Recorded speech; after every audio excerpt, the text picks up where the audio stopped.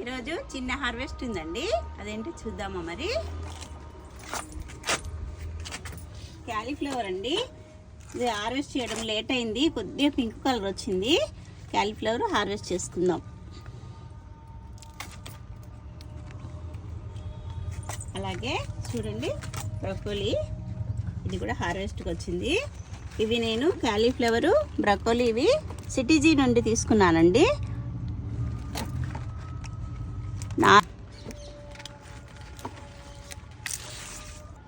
నారు నేను సిటీజీ నుండి తీసుకున్నానండి, తీసుకొని గ్రో చేశాను. ఇక్కడ కూడా ఒక బ్రోకలీ ఉందండి, దీన్ని కూడా హార్వెస్ట్ చేసుకుందాము. చూడండి,